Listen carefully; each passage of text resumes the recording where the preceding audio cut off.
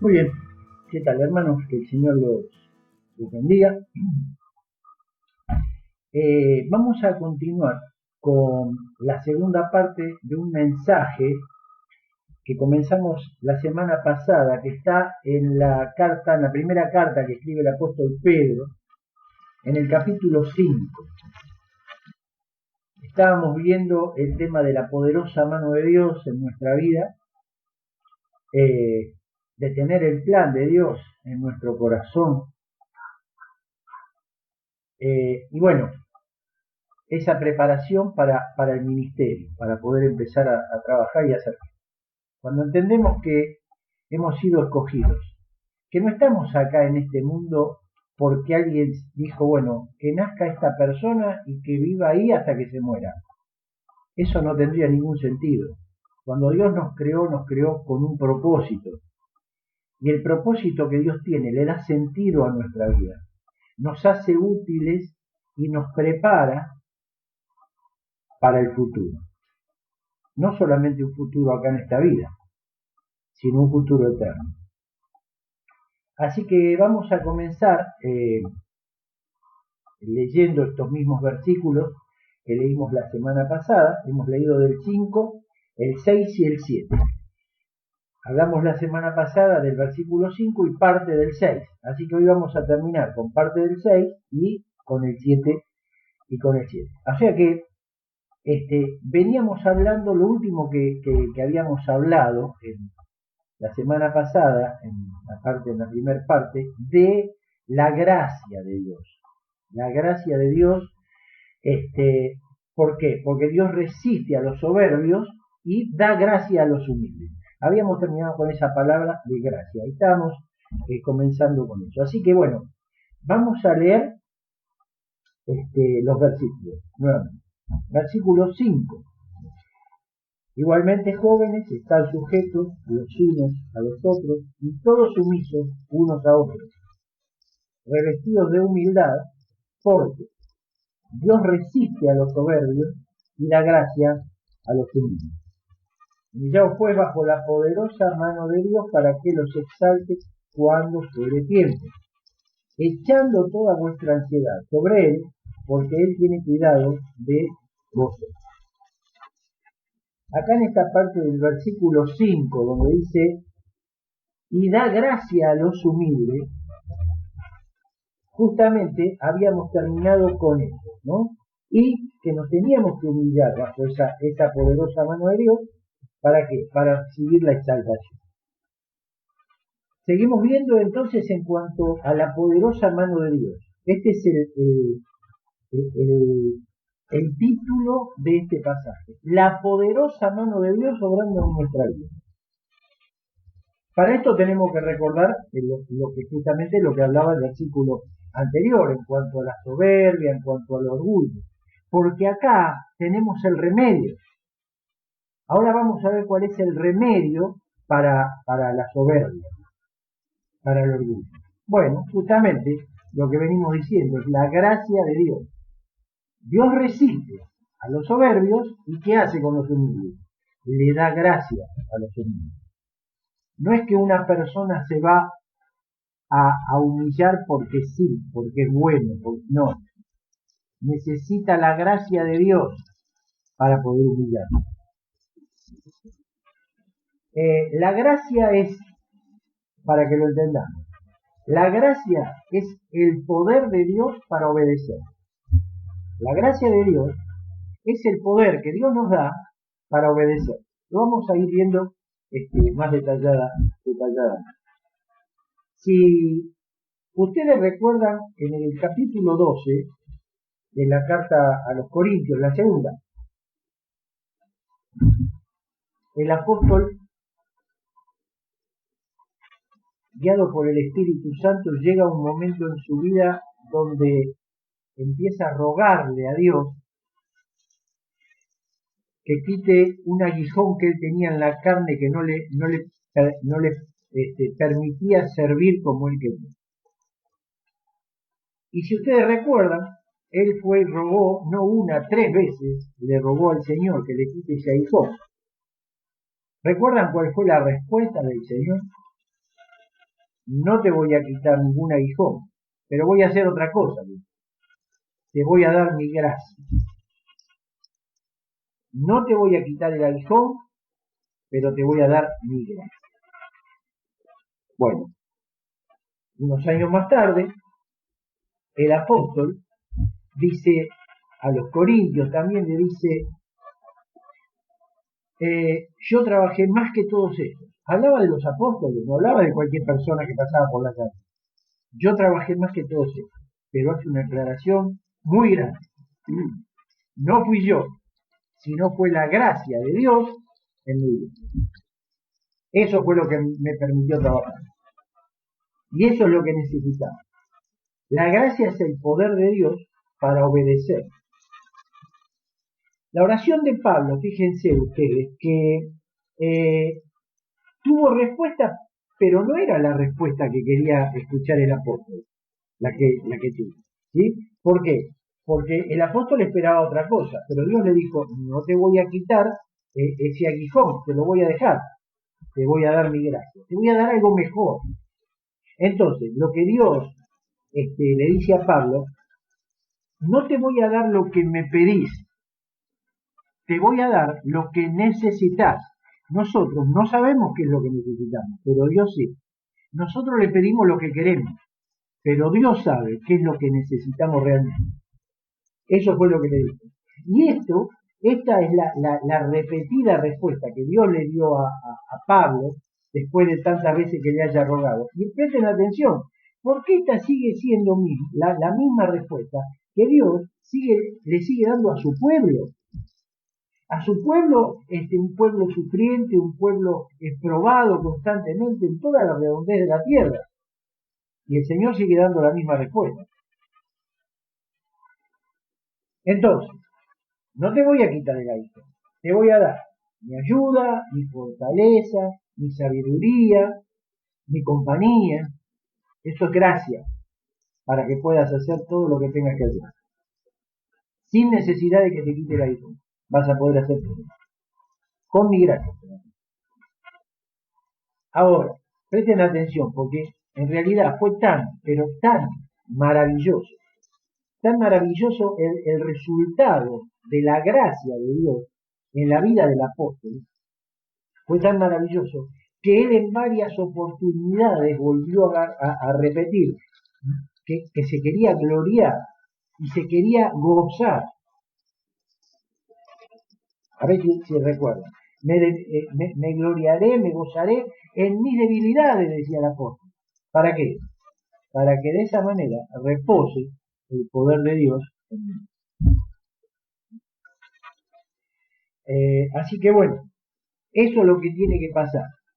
Cuando llegamos a aceptar la gracia de Dios, ¿no es cierto? Empieza a trabajar la humildad en nosotros. Como lo vemos en la vida también del apóstol Pablo, perdón. En este caso también lo vemos en la vida del apóstol Pedro, de qué manera ellos habían entendido, recibido la gracia, ¿sí? La habían aceptado en su vida, y esa gracia transformadora, que era el poder, la ayuda, la sabiduría de Dios, estaba obrando a través de ellos. Ellos estaban pudiendo ser canales de bendición para otros tantos miles y millones de hermanos, como lo sigue siendo en el día de hoy esta carta que dejaron escrita, que es la que estamos compartiendo. Así que tenemos que ser sumisos unos a otros. Y esa sumisión, ¿saben dónde se ve? Se ve en el servicio. Se ve en el servicio. ¿Saben cuál es el hermano que más se parece al Señor Jesucristo? El que sirve a los demás. Es ese. Porque ese fue el ejemplo que el Señor nos dejó.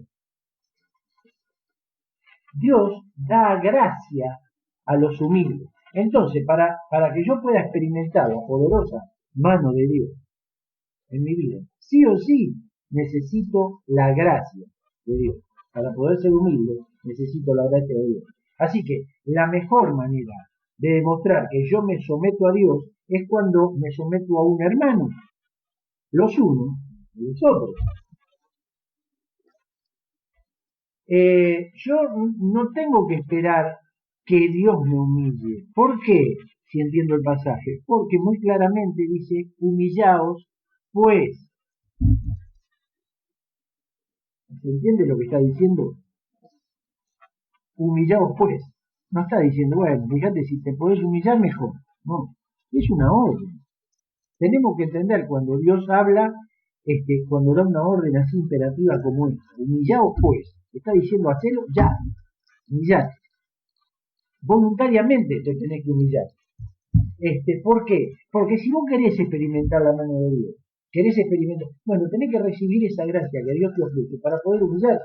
Porque hasta que no te humilles, no podés experimentar la poderosa mano de Dios en tu vida. Proverbio capítulo 15 dice que la honra de Dios, el levantamiento de Dios, viene siempre, siempre después de la humillación. Siempre. Después de que te humilles, Dios te va a exaltar. Nunca antes. Nunca antes. ¿No nos gusta que nos tengamos que humillar? Bueno, tenemos que humillarnos para que Dios nos exalte. ¿Sí? Mi vida no es mía. Eso lo tenemos que tratar de entender y tenerlo en claro, ¿no? ¿Es para qué? Para que yo glorifique a Dios. ¿Y por qué mi vida no es mía? Y porque fui comprado por precio. El Señor me compró y el precio que pagó por mí es muy alto, muy alto. No fue ni plata ni oro. Fue su vida. Fue su vida ahí en la cruz del Calvario. Fue su sangre derramada a favor mío. Él va a guiar mis pasos y me va a exaltar, pero primero tengo que humillarme. Siempre. Hay una persona en el mundo, en toda la redondez de la tierra, en toda la historia de la raza humana, una sola persona en el mundo que tuvo el derecho a exaltarse. ¿Sabés qué hizo? Se humilló. ¿Y hasta dónde se humilló? Se lo dice Pablo a la iglesia de Filipo, capítulo 2. Se humilló haciéndose obediente hasta la muerte y muerte de cruz. Y yo a veces me cuesta un poquito humillarme porque no me gusta. El único que nos puede exaltar es Dios. Cuando leemos el Salmo 75, dice que la exaltación, que es la exaltación de Dios, no viene ni del oriente, ni del occidente, ni del este, no. La exaltación viene de Dios. El único que puede exaltar a una persona y ponerla allá arriba en alto es Dios. Estamos hablando de sus hijos, estamos hablando de la iglesia. Dios es el único que puede hacer esto. Entonces, ¿cuándo lo va a hacer? ¿Cuándo Dios nos va a exaltar? A ver, ¿ustedes saben?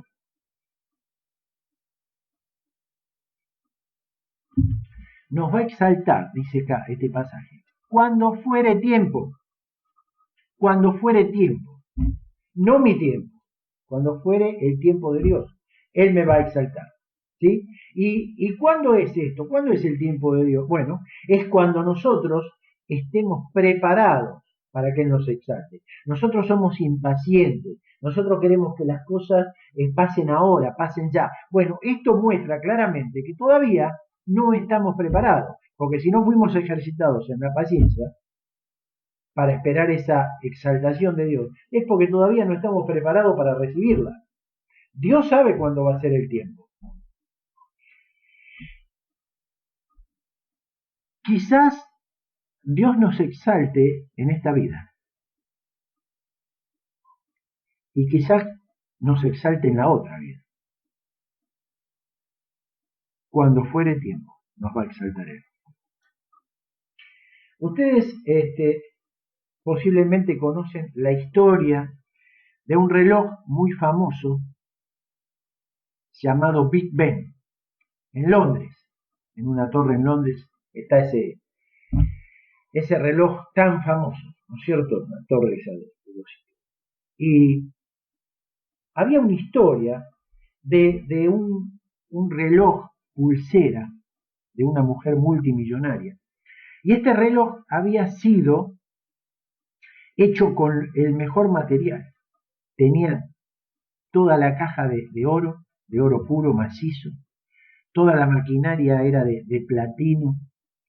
Las tenía las agujas que eran todas de diamantes, tenía brillantes en los números, era una cosa, pero no solamente por la belleza, sino por el costo tan caro y sino por la perfección que tenía. Era una cosa impresionante, el mejor reloj que se había hecho.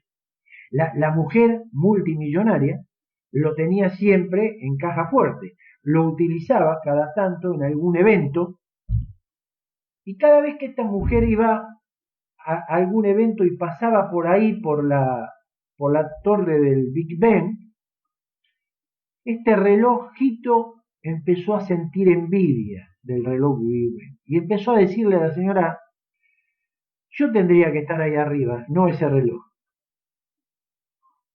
Y la mujer le decía: no, vos no tenés que estar ahí, vos tenés que estar en el lugar donde estás, porque yo te hice para que vos luzcas en mi muñeca en los momentos. No, yo tendría que estar ahí, le decía el relojito, constantemente, cada vez que pasaba. Yo tengo que estar ahí porque yo soy hermoso, yo soy perfecto, yo soy mucho mejor que él, que es un reloj viejo ya. Entonces, si me pones a mí ahí arriba, a ese reloj ya no lo va a mirar nadie, me van a mirar todos a mí. Llegó un momento que tanto este relojito le decía a la mujer, y le decía y le quería, la convencía de que lo ponga ahí, que un día la mujer lo hizo poner al relojito arriba en la torre, al lado del reloj Big Ben. ¿Saben qué pasó, no? ¿Saben qué pasó? Adivinen.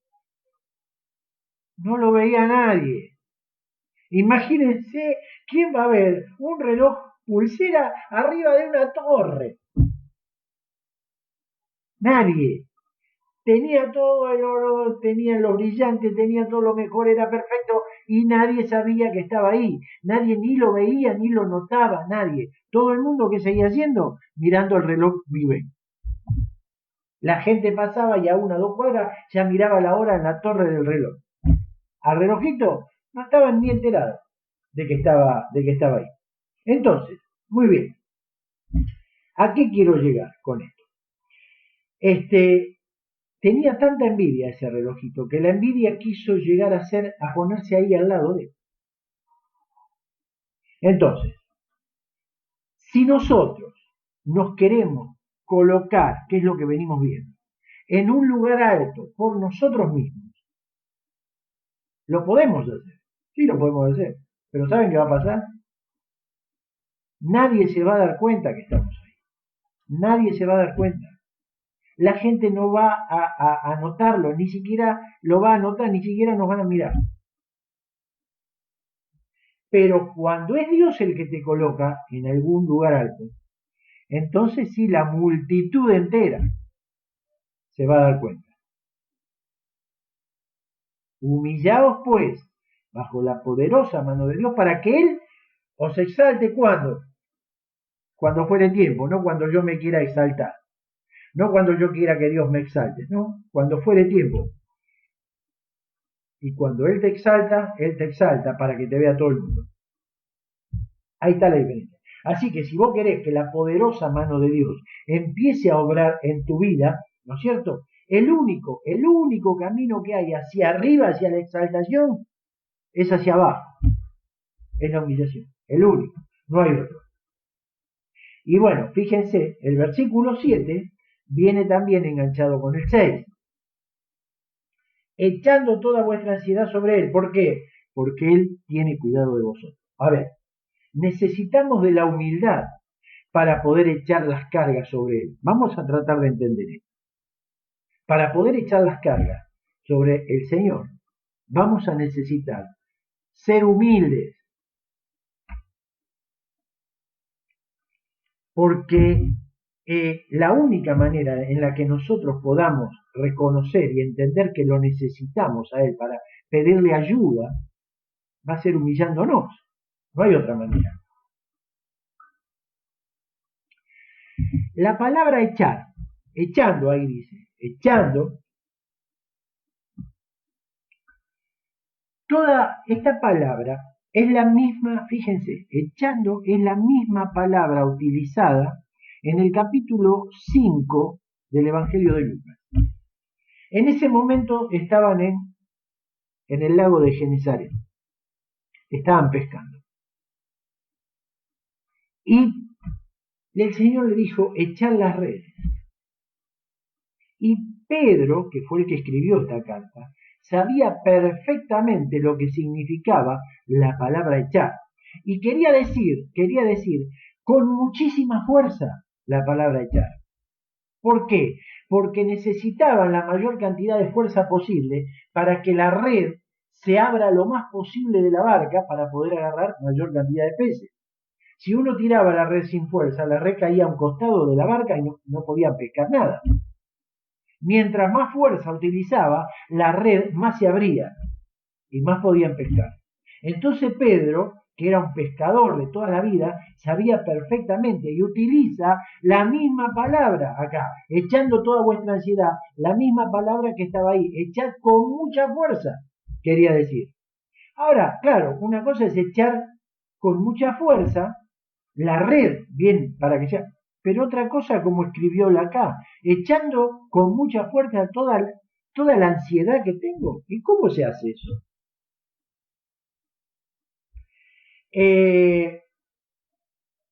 Echar con mucha fuerza toda la ansiedad sobre él, está diciendo.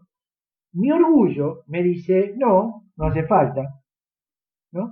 La soberbia me dice, no, yo puedo sola, yo me metí en este lío, ¿para qué lo voy a molestar a Dios en esto? Si yo solo puedo salir porque yo solo me metí.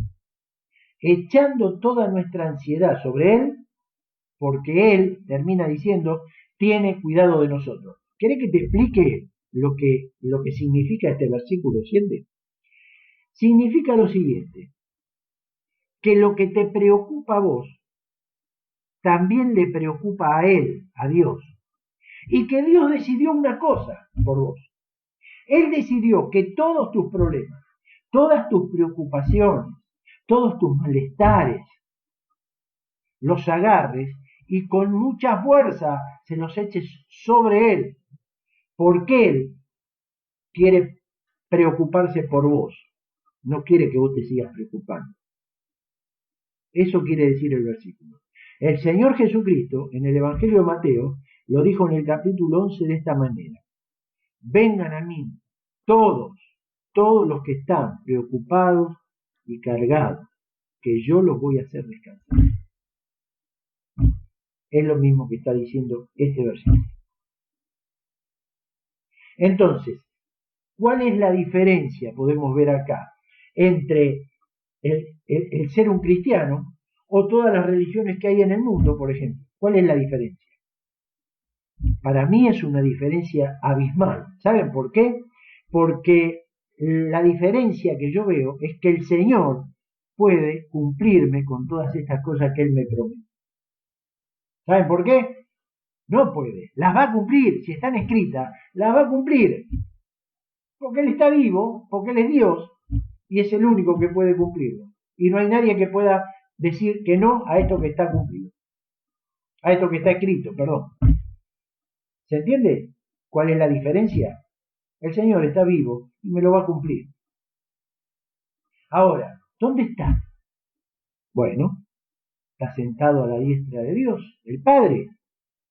Ah, ¿y qué está haciendo Él ahora? ¿Sabe qué está haciendo? Está intercediendo por vos y por mí ante el Padre.